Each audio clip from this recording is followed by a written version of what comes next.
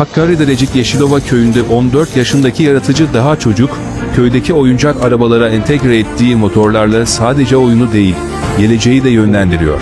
Her yaptığıyla ilham veren bu genç mucit, geleceğin teknoloji dünyasına yön vermek istiyor. Merhaba, benim adım Aram, böyle mekanik şeyler yapıyorum.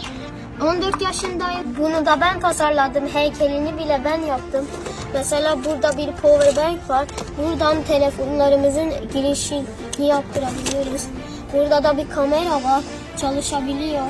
Burada kameranın düğmesi var mesela. Kamera Wi-Fi'den bağlantı yapılıyor telefondan, yani bir uygulama indirince otomatik bağlanıyor.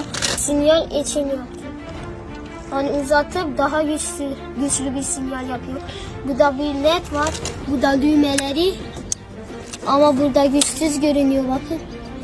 Çünkü güneş paneli daha güneş çıkmadı.